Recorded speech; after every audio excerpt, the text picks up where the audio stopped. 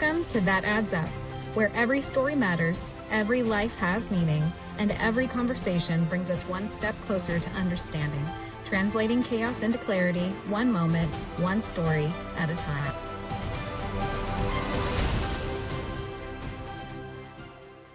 So today on That Adds Up, we have my husband's Uncle Billy. And Uncle Billy was actually given a life sentence, and we are going to get to that. But first, I want to start with, so tell me where life started for you, what your first memories were, where you were living, who you were living with, and what your childhood looked like. I remember a lot in the Southeast United States between Mississippi and Alabama and Louisiana. My mom and dad were still married. We were just poor. We were really dirt poor. Probably a lot of people grew up poor like that in the South. I was real close to my mom. I think I was real compassionate, could really feel what my mom was feeling at a young age because she was always, I don't even know how to explain it.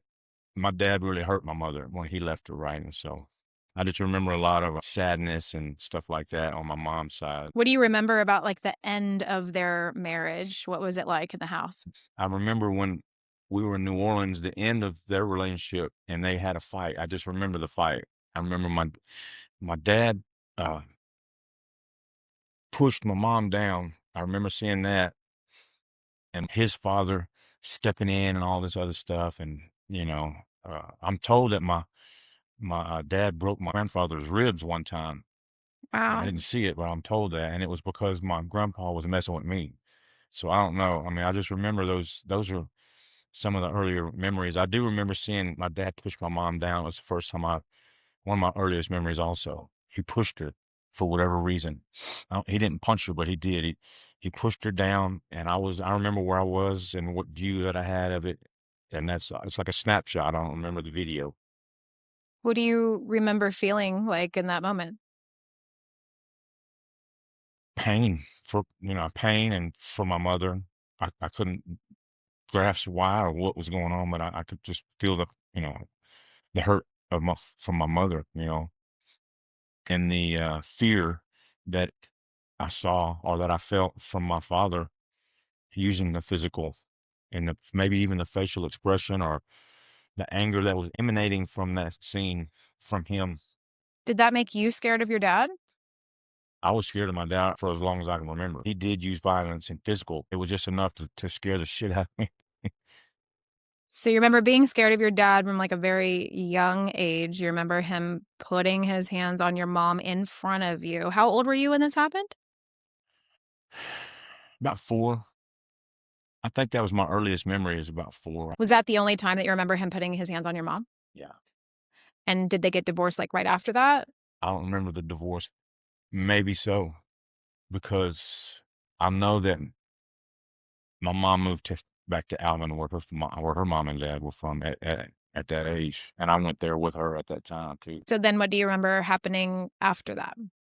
I moved in with my mom. Mom took the kids when they got divorced, and I couldn't tell you much more about it than that we moved to Alvin, and I started I guess I started school in Alvin, kindergarten. Having said all that right there, I don't think that my childhood, those years were any different than millions and millions of people's, right? There was probably maybe not the pushing down part. I never saw my dad ball his fist up and just smash anybody like that, but I'm sure that it shaped me. A lot of my fears and stuff with my own self confidence and my comfortable in my own skin is all developed from there. I knew I was loved, and stuff like that. And it was a big mess. If you really want to look at the ideal, the way a family unit should be, no, it was never like that. I think that millions of kids turned out pretty good, and it's under the same circumstances, I bet. Let's go back to the moment with you watching your dad push your mom. Right. Okay. Would you say that you felt helpless in that moment? Yeah. How did I feel at that time? It would be hard to separate how I feel now or would think I should have felt or whatever. I would probably felt like I would feel more fear that I'm next at that moment, or You know, certainly seeing your mother being pushed to the ground by an angry father had an effect, and I felt something at that moment. Fear, I would think, would be one of the biggest ones. I just remember having a lot of compassion as a kid, and I don't know if that's the right word, but empathy, maybe empathy, and feeling what she felt. Was I was sensitive to that, and I can think that if I saw that at that age, it would, you know, guilt even maybe of something like that, seeing her pushed to the ground. But I think probably overriding would have been fear that there's some maniac over here pushing people down, punching my grandfather, and all whatever else was going on. So then you end up moving in with your mom and your sisters. And how long were you living with your mom, and what happened then? I lived with my mom for a couple of years. I think I remember I went from kindergarten, first grade, and I failed first grade, but I went to summer school and went to second grade anyway. And then after that, I moved. My mom sent me to live with my dad. Why did she send you to live with your dad? She sent me to live with my dad because I had a lot of behavior issues in school. Do you remember of any of the things that you did? I set a trash can on fire outside, and I did that. And I remember some other things I would do. I threw mud balls at the ladies. She had her, whatever they were, clotheslines out in the backyard. I threw mud balls at them. She got caught. I threw rocks at the cars that were going by. Stuff. I remember that. Just throwing rocks at a car when it goes by. I mean, Jesus. Do you remember like why, like what you were trying to do? No, I just like throwing shit. One of the earliest bad memories I have is I had a knife. A couch was one of those old vinyl couches that had a welt cord on it. And so I was trying to cut that welt cord off, just cut it off. I remember my dad tanned my hide for that. This was way before, right? But when I was living with my mom, I guess, I would get in fights. I remember one time me and the boy got into a fight, and my mom came to pick me up. She told me, "You can't come back here no more. You can't be in the babysitters no more." So I remember that, and it was because I had gotten into a fight with the boy or whatever. I remember I would, like, again, throwing rocks. There was this kid lived across the street, bigger kid, and I'd run out there with a rock. I had to run to the middle of the road to reach him on his front porch. So I'd get a rock, run out there, throw, and I'd come back. I'd run away, and this sucker hit me right in the back of the head with a rock. And so I cried and went inside to a babysitter's house and told her, "Look, he threw and hit me with a rock." And she said, "Well, don't go over there." She had a spoon, too. She didn't whip me with that spoon, but I knew that's what the consequences were with her. And so I remember I cried to her about it, and she brushed it off. "You don't be throwing rocks. You must have seen me throwing the rocks." Well, I went out there again and threw another, and this dude hit me right in the back of the head again. I went inside, and this time I remember the spoon that she spanked me with. So I just do stuff like that. Just maybe just normal kid stuff. I don't know, but it was, it was just, I don't know. I'd get in trouble for stuff, and I didn't excel in school like I should have or whatever. I didn't, I don't know. I don't really remember what I did in school. I just know I was in trouble, and I didn't pass school. Was school hard for you? I guess. I mean, later years, I just didn't care. I didn't want to. I had the aptitude, and I was tested that I had enough smarts to be able to do school. I just didn't like it. I remember, like, in middle school grades, I passed the ones that I really interested in. I liked, but if I didn't like it, I just didn't study and stuff like that. I didn't want to do it. Things that I did like history or geography, those two I liked. I didn't like anything, or English. I even did well in English, but I didn't like math, science. I didn't like either one of those. So I just didn't do well and didn't apply myself in school. That's what happened. At a younger age, when I got older, I started smoking weed and stuff like that. I rebelled. Maybe it was more like trying to fit in, with somebody. And the easiest people to fit in with were the people that are doing that. Didn't require much of you. Right. I think that's what I did. So, and peer pressure, if you want to call it that, or even with smoking cigarettes, all that started at about 12 and 13. So walk me back. So you were with mom, and then mom says what? Like, your behavior's too much for me? Yes. Okay. What do you remember what she said specifically? She said you would do better with your father. You would do better. You need your father. And who can argue with that for a little boy? So that was the case. Do you remember how you felt when she told you that? I don't know that I would even have objected back then at that age, at whatever I was, 7, 8. Maybe I even liked the idea. I don't know. You don't remember feeling like, Not the, I went to New Orleans where he was living at that time. He was living with another woman. He had married this other woman. I don't think they had a kid, but he was soon to come. And I was still 7, somewhere around there.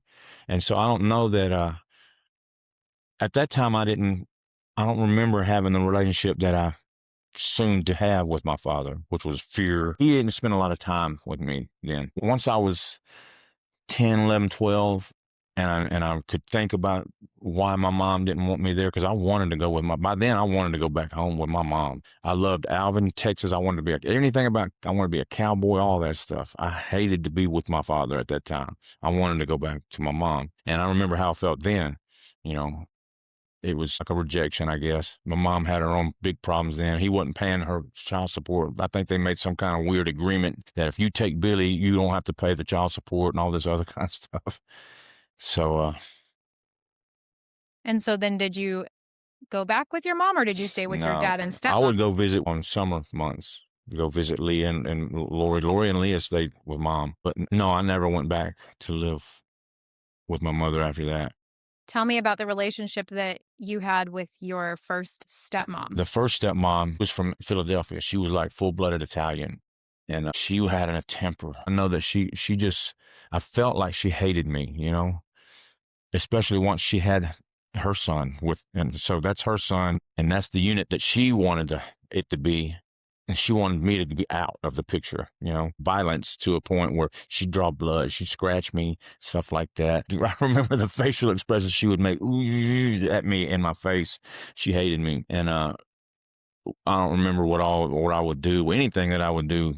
And this was school too. I remember I was in school there too. I didn't do worth a crap in school then either. I continued to act out. I'd be on top of the school throwing rocks at the windows and shit on the weekend, because we lived right across the street from the school. We wound up moving to Slidell, Louisiana. And so I was just a behavior kid all my life, I remember, really. I am now. My behavior problem. I don't deny myself things that I should deny myself. She since cried to me and hugged me, Rose. My stepbrother, his name is Louis, which is another thing too, because my father is Louis, right? Louis Alfred LeBlanc Jr. His father was senior. And so when Rose had that baby, Louis, she named him the third, right? That's the third. And I was already there though. And so I remember as a kid thinking I didn't like that either, you know. I thought, well, I'm supposed to be the third, right? I want to be Louis. She apologized for that. She really did. She cried to me. She was heavily Catholic too, real big religious stuff going on with her. I know as a kid, you know, I guess I was between second and third grade type of somewhere in there, you know, those two. No, third and fourth, I should say. It wasn't where I wanted to be. I wanted to be with my mother. And it was because she was easy compared to anybody else. She ain't going to beat me like that, nor be angry all the time at me or whatever. And so, yeah, I know that's the main reason why I wanted to be away. It's not so much to be with her, it was to be away from them. Do you think that maybe you were acting out hoping that your dad would say, I can't handle him either, here, take him back? Maybe so. Maybe so. I remember hearing a story that your sister told me. I'd love to hear if you remember it or what your rendition of the story was, but she also did not like your stepmom, your first stepmom. And she told me that one time she did something, I don't exactly remember the details. She did something and you ended up claiming that it was you that did it so that she wouldn't get in trouble. And she said that she remembers very vividly you got slapped across the face with a sandal, and she remembers you holding her hand and walking with her. Just the big old smile on your face, like, come on, Leah. It's okay, I got you. I really don't have a big memory of that. I might have blocked it out. I don't know. If Leah would have been exposed to that, I like to think that's what I would have did. I feel for like Leah. you would have. Yeah. I like to think that that's what I would have done. See, it didn't matter who she punished or who did it. She would love to punish me for whatever it was. So did you get blamed for things that were not your fault all the time? Yeah, I mean, maybe not so much blame for something that wasn't mine, but just the amount, the level of punishment for what the crime was would be like that. You know, like what? Who left this right over here? Pow! What about it? You know, but yeah, I don't really specifically remember much of any of the crimes against Rose That was her name that I did. It was just any mischief that I got into was multiplied with her. He had enough of me. My mother wasn't violent with me. I know there was times where I remember I probably got a belt or whatever from my mom, but ever saw the hatred in my mother the way I saw it in Rose. That would be the weapon that would affect me, would be your facial expressions, or you, when you're coming at me, where you're at and where you're coming from. I could sense that. And I know with Rose, there was no love. Were you scared of Rose? Scared of her? Oh, yeah. She beat my ass. She could and would beat my ass. My father taught me fear, how to fear. He taught me fear. That was my God, who I adored and worshiped and wanted to be. I don't know if you personally can, but have had a lot of hatred towards you. But once you see that in the eyes and the face and the expression, and that's the weapon that it starts with. It doesn't even require a blow anymore. That right there is enough. Maybe if there would have been more blows, I wouldn't have been so scared. There was a lot of blows, don't get me wrong, but the anticipation of such. I hate to sound like I'm whining about this kind of shit because I'm over that, way so over that. I feel like I am. I think you're describing an experience. I don't think that you sound like you're villainizing anybody or making anybody sound evil or any of that. I think that your experience is valid. And I think that you do have the right to talk about it. Because it had a part in shaping me at those years. Absolutely, it did. You were raised in fear and you didn't feel loved. And I'm guessing you didn't feel protected. No. And you probably wanted your mom and you weren't allowed to have her. I did. I can remember that. I remember when other babies would, I want my mama. I could feel that. I want my mama too. What do you think your dad thought of you when you were that age? What do you think his opinion of you was? How did you think he viewed you? At what age? Like when you were 7, 8 living with your dad and all this was going on. And the stepmom? Yeah. The first stepmom? I don't know. I think that he was just highly critical of, I think my father could be overall love me and be proud of me, but one thing could make it seem like all that would go away. All that would be gone. I was this now, and I think that's what he learned. He didn't know any better really, as a kid. I think my father loved me, but he was so devastated by stuff. So devastated by stuff that he forgot who I was and what the role was, what it's supposed to be. Did you love your dad? I did love my dad. Why? Because he was my dad. I just loved him. I loved my dad. I loved my dad. I didn't know any better. I didn't know any better to think that something was right or wrong. I loved my dad. Because a kid does love his dad. A child, I think, loves his dad. Do you love your friends? Do I love my friends? Some of them, yeah. Who's a good friend of yours? Chris Bertelson. Why do you call his name? Why do you love Chris? Because he's a role model. He's a recovering alcoholic. He's drank for lots of years, and he's come on top of that, and he's got a PhD. He's been a friend to me. We've just spent a lot of time talking over the years. He's one of my oldest, not my oldest friend, but he is my closest friend. I want to do what he's doing. But at him personally, he's just a real good dude. One of the best people I know. So now I'm going to ask you again. Okay. Why did you love your dad? Because he made me. He made me. I am him. So at that time, that's who I was. I felt like he made me, and and right now I love my dad. I still love my dad. So when you talk about your friend, you have all these wonderful reasons why you loved your friend. But when you talk about your dad, it boils down to obligation because I'm his son and he's my dad. Right. Then that would be the difference between a conditional and unconditional, because it didn't matter what he did. He's my father. Whatever love is, or how you can describe it, I think that things that go unsaid, communication that just comes through body language or facial expressions or whatever, you're absorbing this as a kid. So I can't tell you and say everything that made me love my father. But in my heart, even today, I know that I still love my father and that he loved me. It's boiled down to a terrible human experience to the environment that both of us had at the time. His father was an alcoholic, and he was a bad alcoholic to where he was really abusive, really verbally emotionally and everything, abusive to him. He was the oldest boy, and so he didn't know how to do anything else. And he survived that and turned into a decent man. When I say a decent man, I'm talking about the things that men need to do to take care of their family and their wife. Because his third wife, he treated her real well. My father was a changed man under faith. He did my mom terrible. He did my mom way terrible. I do not respect that. In fact, if I was alive back then and that was my sister, he had to deal with me for doing that to my mom.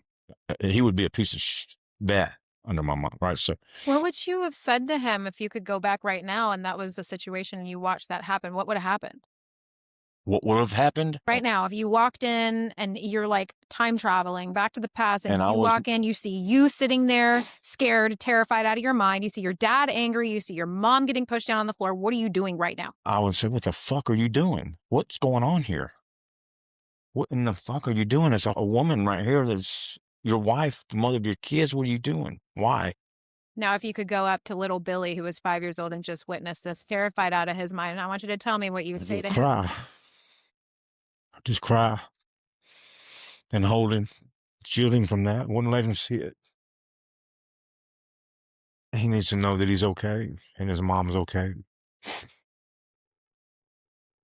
He needs to know that his mother's okay and that his dad, everybody, I don't know. I mean, it just needs his okay. It's okay. What life is this? What's going on here? What is life about? What is this? You don't know anything. You're not aware of what could make somebody do that. Use their hands or whatever to physically, you know, at the time, I don't think he even meant her to physically hurt her. I knew what was going on. He was just mad and pushed her. And I knew that. I knew that he wasn't trying to kill somebody or whatever. But, it's still it hurt me it hurt me more for my mom, I think, really, if I look back on it. Because I can't stand the thought of my mom getting hurt. Right now, I can't stand the thought of my mom crying or hurt. My mom went through a lot of dark times, and I remember those dark times, and I could feel that for her. I was so ashamed that she didn't have money. My dad was living and making money, having a good money. My mom had nothing. And I was felt so bad about that. I still do. Recently, I'm trying to think how my mom's behaviors affected me because she just couldn't handle it. She throws up her hands. She can't handle it. She can't deal with it. Any controversy, any contradiction, anything like that, she won't do it, and she doesn't do it, and she just disappears. And I think that affected me a lot too. I think I needed her to care and needed her to buckle down, just deal with me, whatever it took to keep me. I think that affected me greatly. That my mother, whom I wanted to be and who I loved, and I so wanted to be there, that she just couldn't handle me, or I didn't realize that she really couldn't, that she wouldn't. I think she could have. She just, at that time, I don't guess she could, I don't know. She had her own issues too coming up, her mom and stuff. But yeah. Did that make you feel like you weren't worth it? Back then, it did, for sure. It's hard to make my dad just approve of anything. Like, I look at Colton and Cannon, and I see that relationship. Cannon gets that from his father. He looks at him, and he's needing that. I can see him walking around. He needs that from him. Colton gives it to him. My dad could not do that. He couldn't do that. I don't know why. It's hard for him to give anything like that. It is. Give love or give compassion, but I know he didn't do it like Colton does. You and Colton have a pretty good relationship, and it's awesome. And maybe you don't know how awesome that is, but it is. I think I missed that from anybody. That's had a big effect on who I am, who I turned out to be. So I know that you say now, like, you knew your dad loved you, but did you feel loved? No, that's what I'm telling you. He did not know how to do that. He did not know how to do that. Did he ever tell you he loved you? Yeah, he's told me that. But was it like a regular thing? No. A person could tell me they love me, and I don't believe that shit. You can say all you want to. You can say that all you want. To me, love is a verb. You know I love you when I love you. Did you feel like your mom loved you?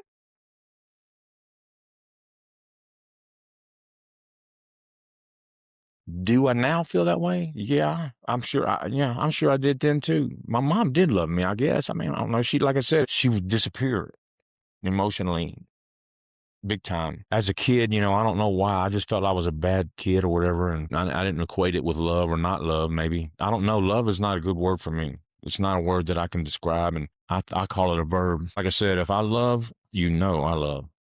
I feel like I don't even I don't say anything, even through the addictions that I've lived through and stuff. When did the addictions start? To substances, around 13, 14. I was smoking weed. It made me feel good. It gave me a good feeling, What was the feeling? happiness, or it could have even been not feeling bad about myself anymore, not feeling the less than or inadequate and all that. All those feelings would go away. Even as an adult or growing up, weed makes me even more withdrawn from people, right? And I think that my withdrawal from people is because I don't feel comfortable that I'm not measuring up, and so drugs have been that I even draw even more away from people when I'm doing drugs, and I don't get a lot of confidence from it. Let's put it like that. Alcohol, I'm dibbled and dabbled. I don't really like it that much, but that's the opposite. When I'm drinking alcohol, if I could just do that. It sounds crazy, but I wish I would just say, all right, I'm just going to start drinking because I feel like I feel in my skin I'm a lot better, more confident, or whatever you want to call it. So smoking weed, 13 years old. And then I know that you said that you went to several high schools. How did that happen? We moved from Alabama. I went to freshman in high school in Alabama to a junior in Woodbridge, Virginia, and all that was because of my dad's job. And so I moved around the high schools a lot, and I started smoking in Alabama, and that was the first year of high school. And from then, I mean, it's just all a blur, but it was downhill from there as far as my just crazy. I mean, I wish I could go back and change all that stuff because there was so much potential for me. Anybody at that young age, any man, woman, child, whatever, at that age has so much more potential than what I did for myself. I rebelled away against anything school, sports. I love sports. I didn't do that anymore. And part of it was because I would go to a new school and I didn't fit in. And so I just high school was a blur and a disaster for me. I didn't do anything right in school. Nothing. You could say I dropped out in the 8th grade. You'd be better off because I don't remember doing anything. I passed all the way up to the 11th, and then I dropped out in the middle of the 11th in Florida. And from there, I just started more different drugs. What was the next drug that you tried? LSD. That was in Woodbridge, Virginia. There's this kid that was 19. I remember this boy was 19 years old, and I was, I guess, 16, 15, 16, somewhere around there. Probably 15, and I moved up there, and I remember the 19-year-old dude, and he was into drugs. They had Black Sabbath. They had the band. They played Black Sabbath and all that shit, and he had friends and older friends, and it was, I guess this was in 79 or 80, somewhere around there. I don't remember much about school, but I remember a lot of drugs, and I tried PCP up there. I tried all kinds of stuff. I don't know that I tried cocaine at that time, but it was coming, and it came. But no, I just was, I tried all kind of drugs. Most notably would be LSD and microdots and mescaline, all that kind of stuff. Heavy with the weed. It was the first time I remember getting in trouble with the law was with weed and breaking into people's houses, dope man's houses, trying to steal weed. All of that led to the cocaine, and it was down in Florida, I guess. And finally where was that? In Arkansas. We moved to Arkansas. This is after I was out of school, 18, whatever. And then I went to prison for the first time. And then when I went to Houston, that's when I went. When I got out of prison after about 3 years, 4 years, whatever I did, we went to Houston, and that's where I started with cocaine. What did you go to prison for when you were was it 18? I was 18 when I did the crime, 19 when I stepped into the unit. But it was for arson. I had set this me and this dude was roommates, and we wound up getting into a fight, long story, but he moved out. And so all my stuff that was in that place, he stole it all. So I went back home. He had like an empty house, and there was like a bed in his room with whatever sheet stuff was on it. And I remember taking a lighter and lighting that sheet and leaving. And this was like a big old, out in the rural country, a big metal building that had been converted, some parts of it, into apartments, and that's what it was. And it wound up burning that part of the building up, and I got charged for arson. And that was my first time I went to about recovery, any of that kind of stuff. I went to a drug program, and they helped me get the sentence reduced and all this other stuff. But I still went, and I went for like 4 months under these real protective custody class, status. So when you go down there, you don't go in really general population. It's just a scared straight type of thing. And then you get back out, and then like, if you do right, it'll all go away. But I didn't do right. I went out and started doing everything wrong again in Arkansas, and went back immediately almost. I stole a car. This chick that I was messing with, I was in the drug program, and I was to eventually marry this girl.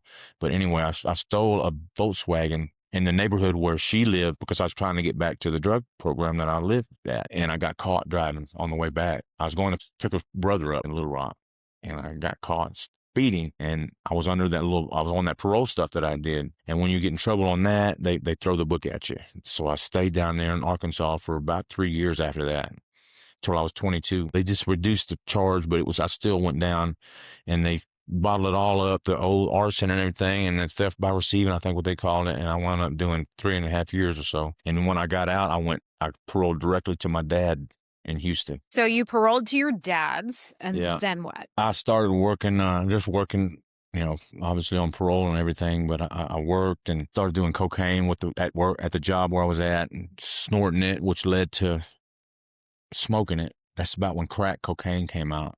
When crack cocaine, I started smoking it, and it was on. I was a full-fledged crackhead.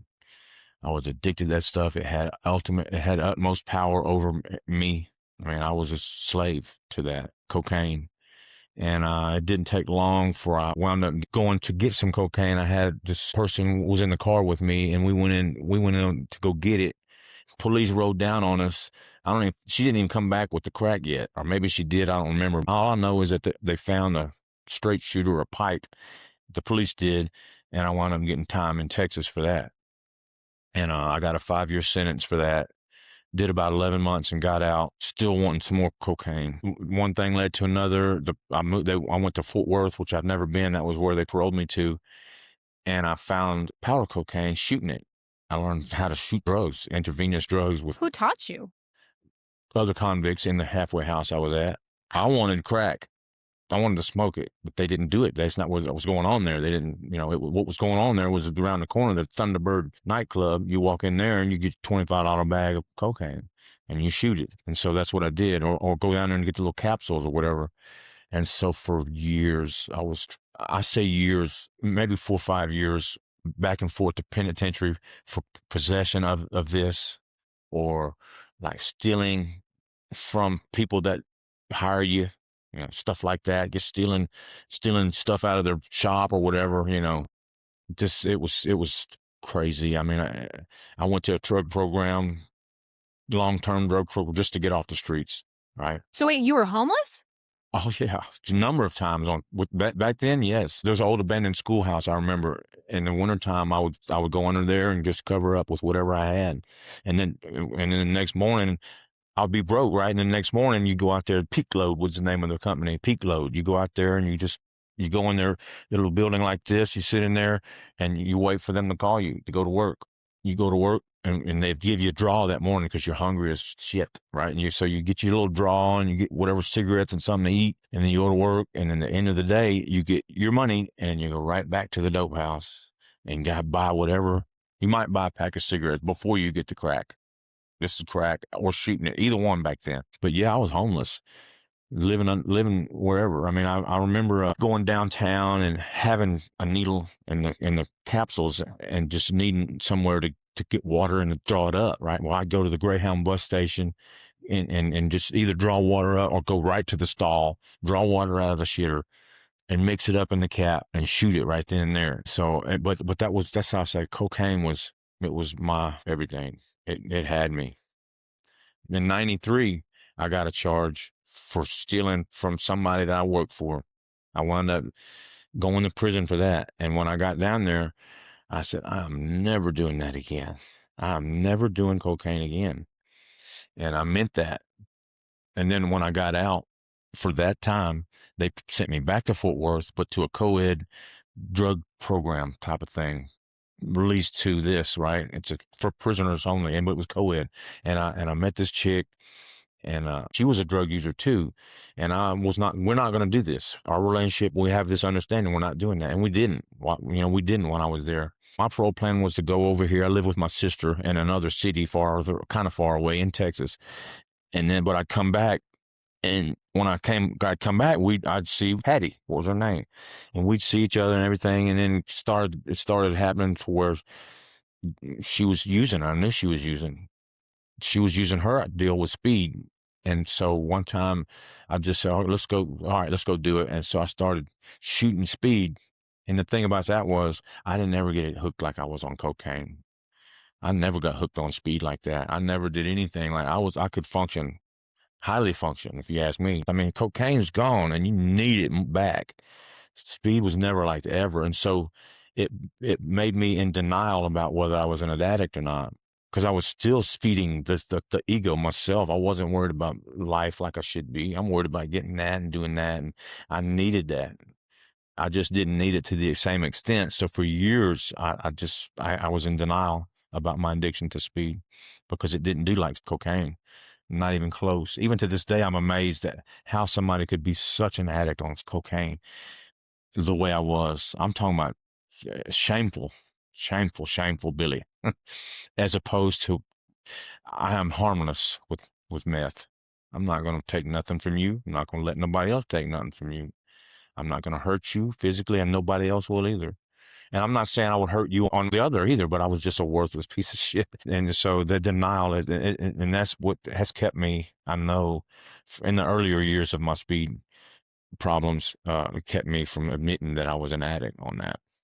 Okay, so I just want to clarify. So when we're saying speed, we mean meth. That's the same thing. Meth, speed. Yeah. And I have not gone back to cocaine. I don't like cocaine. I don't want nothing to do with it. I used to get in trouble for doing it.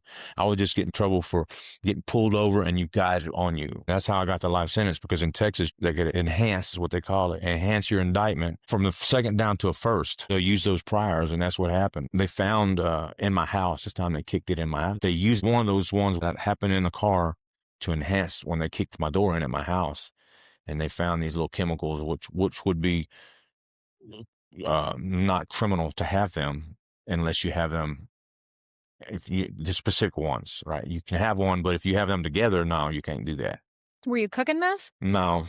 You weren't cooking it? No. But you had the stuff to make it? I had precursors to that, yes. I didn't have any ammonia, but I had some of these, and these pills had pseudoephedrine is what it was. It was allergy pills, and they had the ones that you can use to cook have no buffer, not a lot of other stuff on it. Just a little tiny bit of pseudoephedrine. You could still use it if you subtract all that other stuff, but it would take 1,000 just to make what a box of the other ones would do. So I wasn't doing it. In the back of my mind, I said, okay, I'll take them, whatever, But when they found those, that was enough to give me the life sentence, because I had ether, which is another precursor to making it out in the truck, in my pickup outside. So they found the ether in those pills, and they used that's all it took. Tell me about when they handed you down a life sentence. What was going through your head? I was in the courtroom, and I had already been fighting with this court-appointed lawyer. He's wanting me to plead guilty and all this other stuff, and they're going to throw the book at you and all this other stuff, and you need to trial by jury, or even by jury as opposed to trial by the judge. You don't want the jury and all this. He's telling me everything wrong in hindsight. And out of fear, I just said, well, okay, all right, I'll try that, because I can't say I'm not guilty. I could have, I guess, but in hindsight, I would have rather just went to a jury and let them give me whatever they're going to give me rather than a judge. He put on a show that day. The prosecutor that day, after I pled guilty, court adjourned. The next day he came out, and that's when he started. He put on all these things that I'd done in the past. He had all the criminal record, everything, and he hammered me on that in front of no jury, just the judge. I remember him saying, "You can't get away from that stuff. You can't stop messing with that mess. So I'm going to sentence you to your life in the Texas Department of Criminal Justice Institutional Vision." And I knew it was coming already, but it still hit me hard. And I remember going back in the waiting room, and I don't remember much feeling of much of anything other than, damn, I'm preparing myself to go down there. I'm already an old convict. I've already been down there forever already, but it hit me hard. And I remember they check on me to make sure I wasn't, suicide watch, whatever. But it hit me hard. I don't remember if I shed a tear when it happened, but I really felt like that was it. I'm not going to ever see daylight again. I thought at least 20 years I would do, at the very least. That's what my mind thought. And so I was dealing with that. And the more powerful emotion is once I found out that after a mere 7, 8 years, I can be eligible. Man, the hope sprang up in me big time. I remember. And it was a huge thing because I was doomed before that. I don't much remember. I know I shed a tear when I was not in the courtroom, but after, when they put me in the holding room to transport me down back to the jail where I was at. I remember, I remember crying because I remember thinking of my mom, just thinking that I'm not going to get out again. Certainly not in her lifetime. And it hurt me, but like I said, when I realized, it was like this deep breath when I realized that, man, I can get out again, and I said to myself, then I'm not ever messing with no methamphetamines. I said that. And when I got out, I didn't mess around with that stuff either. I wanted nothing to do with it. Can you describe like the physical feeling of being on it? Yes. It's up. It's an up. You fill it up and all this, it's immediately your endorphins and your chemistry in your brain are reacting in a way that it's everything's good. It's a pleasure. It's not anything sexual or anything, although that is enhanced, but it's just like, if you were bored and all of a sudden you had this excitement that you can do, that's kind of what it is, multiplied on steroids. The normal human being's pleasure centers and enjoyment that he gets out of life is skewed tremendously because of the use of that particular drug. I believe this. I know I've heard it, and I can't describe it any better than that. So when you've gone some days without it, you don't have that pleasure. You can't get that pleasure from normal life like you should. You should be able to have the normal, response to things that will normally make you happy and satisfy you in a certain whatever way. They don't do that. They can't do that. It's not going to work like that because you've already worn it out. Would you describe your normal emotional state as like flat or numb? Yeah, it's like dull. Life sucks. Maybe, I don't think life sucks, but it's just really dull.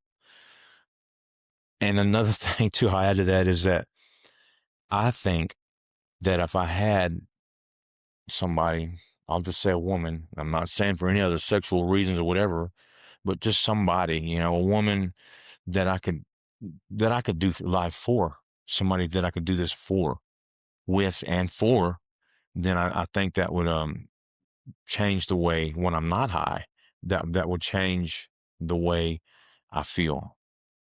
I think that would help. Does meth make you feel more lovable? No. Does it make you feel more brave? No.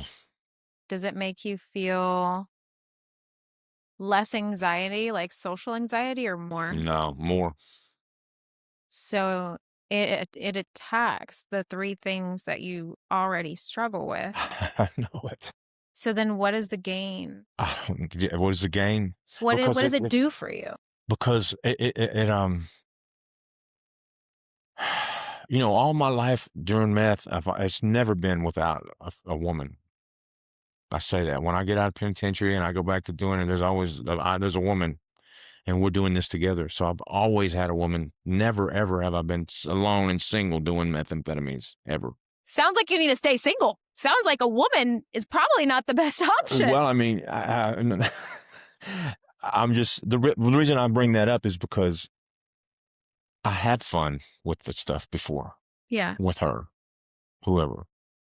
But this is crazy. It's insane. You're doing it. And I know that people like in Arkansas, when I was the people I would get it from over time and make me think too, why do you want to do it even? Can you answer that? Like, why do you want to do it? It's crazy because I need to have that excitement or whatever that feeling is. That I need to keep, I don't know. I mean, because especially once I've done it, I question why? Because you stop getting high on it over days and over a period of time. And you're doing it just to do it. And especially before when I would do it intravenously, that would be one thing, but smoking it, that's just getting in my lungs. I can't even, after days, if I get up and my heart has to pump blood and oxygen throughout my body, there's no oxygen hardly getting to my lungs because it's coated with that shit. And so why? It's just killing me. Why are you doing it? I don't know. So if you're not scared of going back to prison because you're willing to dance with the devil on that, right? What are you scared of? I'm scared of a lot of things. Just a conscious fear is one thing, not much that I can think of consciously going through my day. I'm not scared of shit, consciously, I guess. But subconsciously, I'm always protecting myself, or from other people. Where do you think that came from? It just came from, as long as I can remember, that I've been accused of this, that, or the other, or less than, or you're not this, or you can't this, or you, whatever it is. I'm always trying to protect against that. Or what do you think about me? Like I said, as a younger man, I got out of the penitentiary at 45, so I'm still still kind of young person, right? But when I was in my 20s and 30s, I was good looking to women. Women like the way I look. I'm too shy. You're still a handsome guy and you're 60. Well, when I was a younger man, I didn't have to, I was shy. It's hard for me to go to a woman and express. Why were you shy? Because I just fear of rejection. I want to talk about fear. All right. Because that seems to be a very constant theme here. Yeah. So I know that you have told me a story about fear. And I want you to take me back to that conversation with your grandfather. Oh, yeah. Well, I remember I was a kid, and I had to been. This wasn't when I was like 5 or something. I was a little older. In fact, I remember I had moved in 1977 or 76, so I was 11, to my grandfather's house. And why did you move to your grandfather's house? I moved because my dad and my first stepmother were divorcing. My dad got another promotion to move to Alabama, and she told him, "I'm not going to Alabama if you bring him." Ugh. And so I went to live. My dad told me this in Slidell, and he says, "You're going to go live with your grandma and grandpa, and I'm going to go to Birmingham. And when I get ready for you to come to Birmingham, I'll get you." So I didn't know he had a woman at that time, or he did have a woman. I didn't know about it. But anyway, so I went to live with my grandma and grandpa, his father and mother, in New Orleans, Louisiana.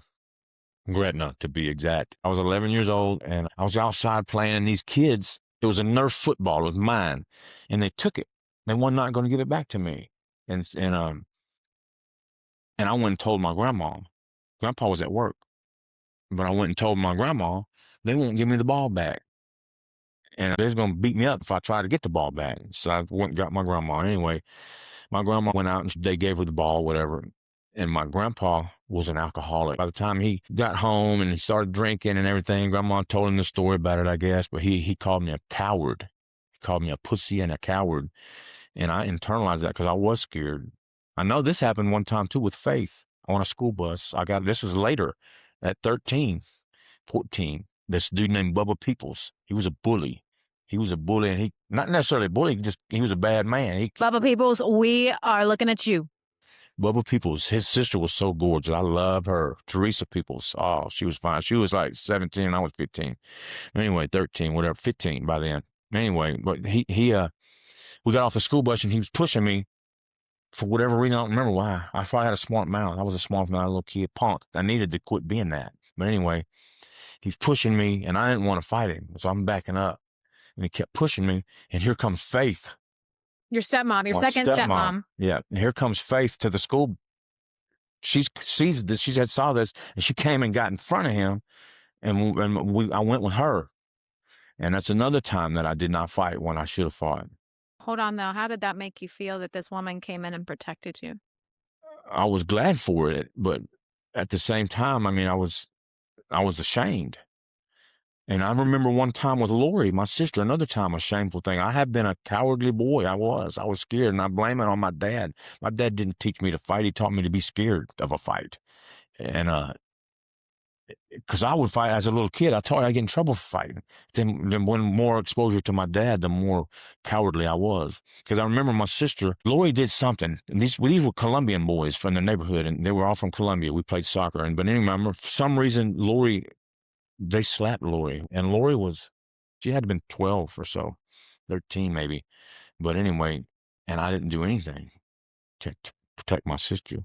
And I remember I was in the tub at home, and my dad came in there while I was in the tub, and I don't remember what he said. He's called me a pussy too, because I wouldn't fight him one time. He hit me, and I wouldn't fight him, pussy.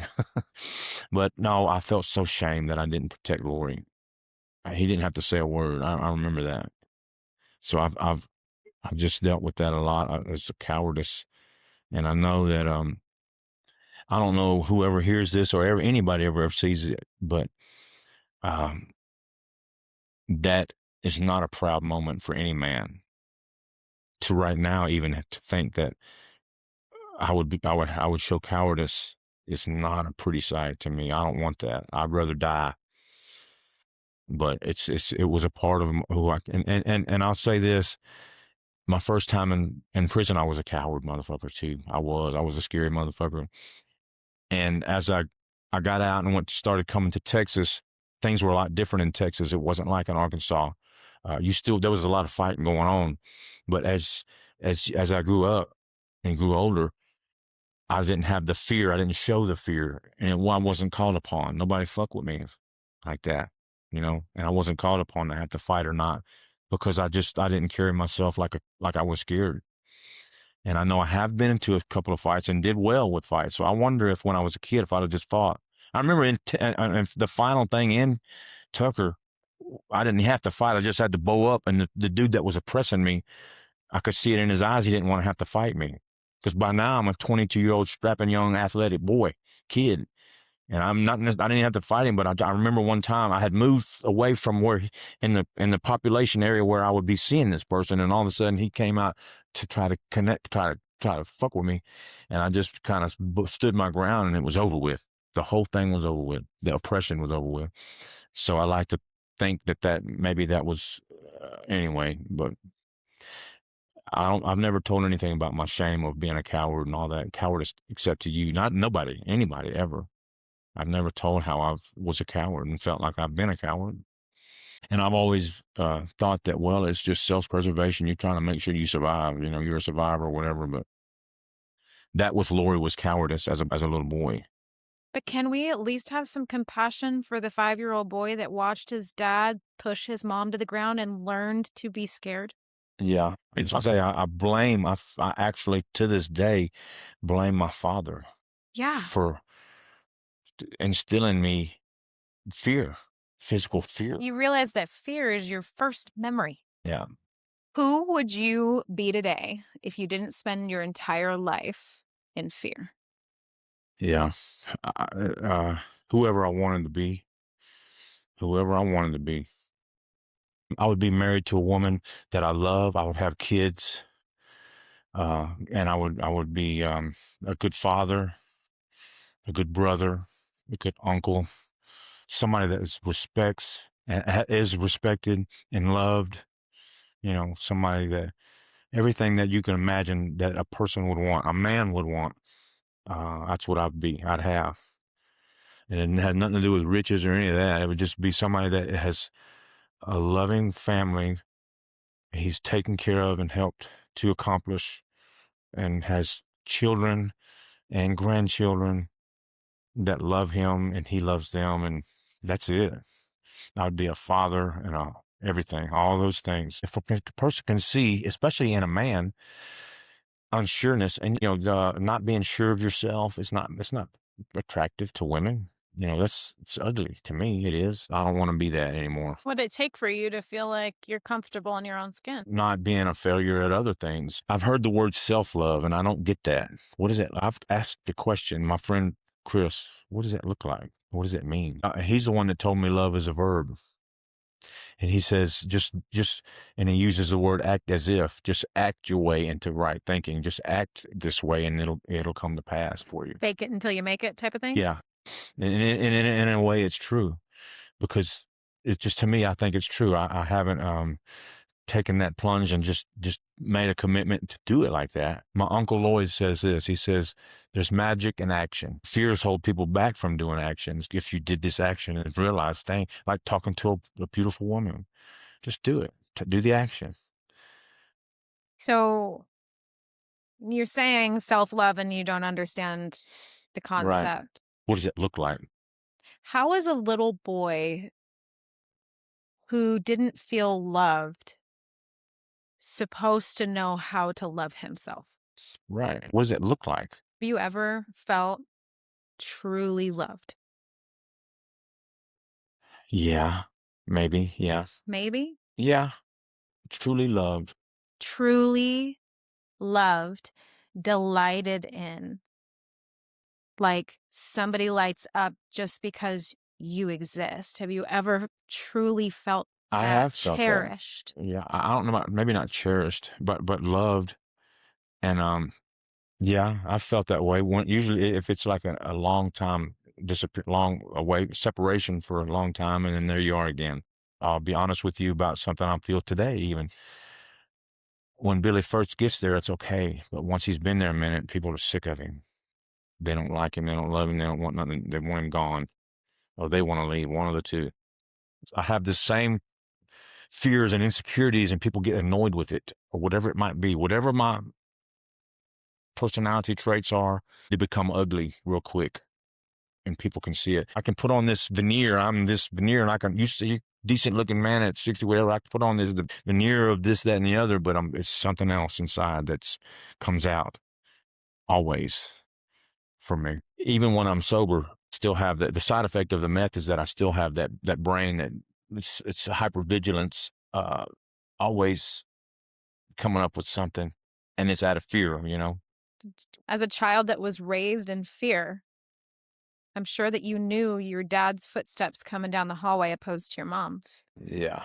I'm sure that you could sense the second that you walked into a room who was in a good mood, who was in a bad mood. Yeah. If dad had a good day at work, if dad and mom were fighting, you probably didn't have to be there 2 seconds and you could feel the energy, right? Yeah.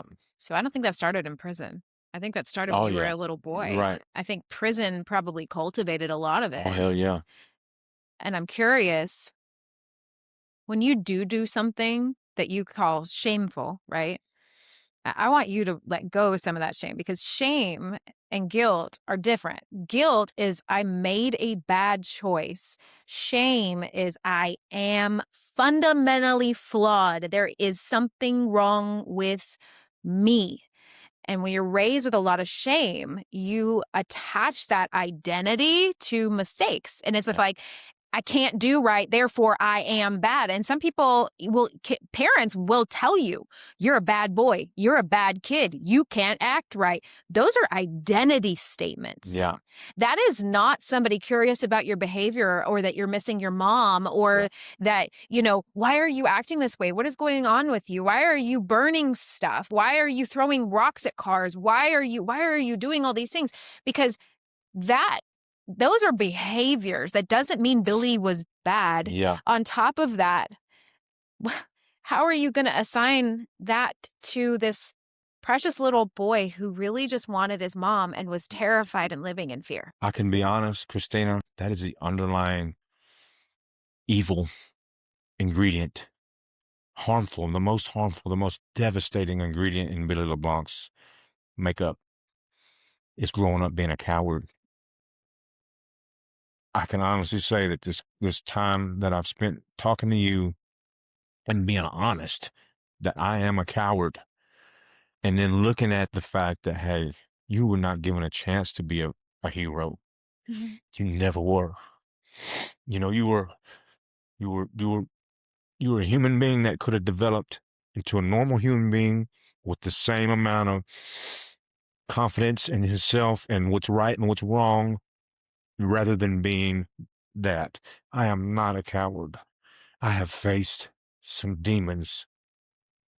Just to keep doing what I do in the face of the consequences that I know are there, I'm not a coward. No, you're not. But as a person, as a kid, as a human being, as a 60-year-old man, subconsciously, I'm a coward. I'm not a coward. You're not a coward. I was not given a chance to be a normal person. And then it's okay, you know, maybe that'll help me love myself, because I have not been worth loving. I don't think I've had the opportunity to love myself, because that's a huge flaw. Thank you. It's a huge flaw for a man to know he's a coward. My God, anybody ever listening to this know that you're dealing with any of the shit that I'm talking about, it's not true. It's not true. The opposite has been proven to myself. Really, if I think about some of the things I've faced, you know, but I just thought I was. I'm going to remind you that your sister told me a story and she painted you as a hero. Maybe so. Leah was my little sister. Lori was my protector more than me being hers, for sure. But Leah would definitely, I can see that. I don't want to own something that I don't really remember. She told me that. Leah loved me a lot. She really loved you. Yeah. She really, really loved you. I miss my sister so bad too. I spent so many years in my addiction and I didn't come to see her children when I should have or could have, but I just miss her. Yeah. What's your biggest regret in life? Baseball. I'm not a baseball player. I felt so worthless and nothing. Anywhere else in life, anything else in my life could not measure up to what I could have been as a professional baseball player, I think, in my head. And so I regret that. And I know that's so egotistical. How were you supposed to do that, though? You were bounced around to 4 different schools in 3 years. How are you supposed Well, when you look at Peyton Manning, you ever heard of him? Mhm. Okay, Peyton Manning's father, Tiger Woods, you ever heard of him? Mhm. His father, at an early age, they took him and they did that. They developed that. You go, boy. Cannon and his father right now. You go, boy. You go. You do this. Let's do this. I'm behind you. Dad didn't do that. He didn't know how to do that.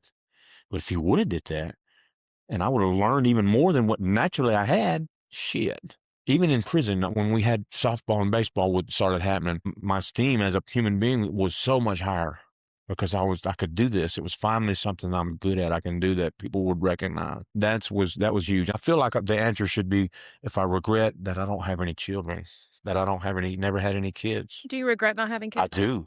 I do. Mike, were you scared to have kids? I didn't care. I didn't think about it. I mean, you know what I'm saying?